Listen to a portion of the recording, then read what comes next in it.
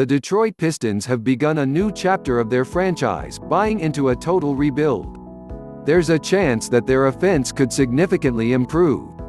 After the Detroit Pistons traded away Andre Drummond at the deadline, their organizational direction became clear.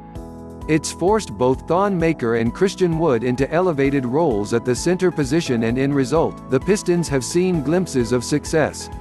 However, Detroit is 0-4 since Drummond was traded, and there are multiple factors that go into it. Their offense hasn't been great by any stretch of the imagination, which has included just a 76-point performance against the Charlotte Hornets, the second lowest point total in the entire NBA this season. They had also only scored 11 points in the first quarter, which is a season low for them. In the 4 games Detroit has played since trading Drummond, they've shot 42.7% from the field, -3.4% to their season average, and 33.4% from three-point range, also -3.4% to their season average.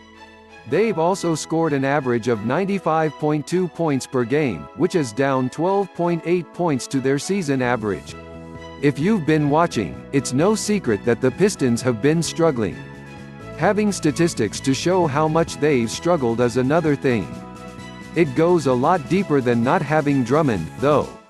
Detroit has been dealing with an assortment of injuries all season, which includes but is not limited to Blake Griffin, Luke Kennard, Reggie Jackson, and more recently, Derrick Rose. This means that a majority of their scoring has had to come from players who aren't natural ball handlers. The Pistons have played a large majority of their season without their main scoring options, which has been beneficial in the regard that certain players are developing quickly, but severely crippling in that they aren't always equipped for the moments, and it shows on a nightly basis. Without proper structure and cohesion on offense, it's often difficult for Detroit to establish any sort of a rhythm. Players like Sekou Doumbouya and Svi Mykhailiuk have been thrown to the fire this year, and while it's been working well for Mykhailiuk, Sekou has often struggled tremendously.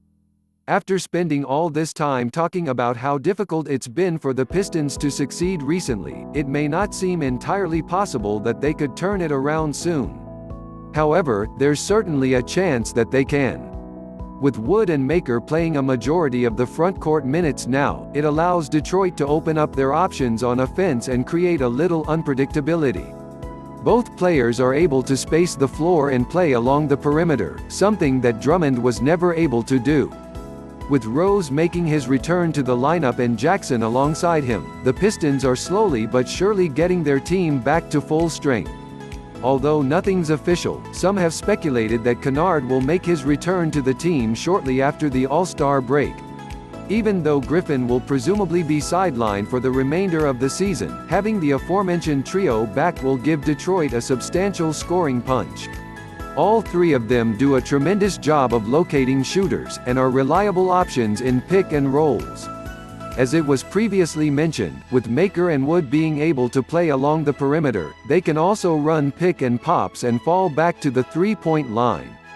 The Pistons are able to play 5 out, which is something that they haven't been able to consistently do ever since it became such a prevalent source of generating offense. While admittedly when they have been running it recently, it hasn't been pretty. But again, that goes back to their severe lack of ball handlers and facilitators. This idea of they could see offensive success is more a vision in longevity than it is a short-term possibility. Detroit will likely have an opportunity to make a high selection in the upcoming draft, where they'll likely be selecting a point guard with high potential in their scoring and passing abilities. After that, they'll likely be using the cap space they freed up by trading Drummond to sign multiple players that can seamlessly fit in their rotation. The Pistons could use the first offseason of their rebuild to prioritize the three-point line the way Dwayne Casey generally likes to. In an NBA where traditional and non-spacious centers are growing increasingly more and more obsolete, maybe Drummond wasn't what Detroit needed right now. Moving away from post play could send the Pistons to a different level of play that has not yet been unlocked.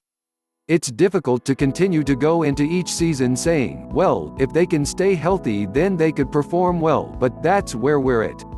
That isn't going to change next season. So with that in mind, if they can remain healthy, the Pistons could have a ton of versatility on the offensive end.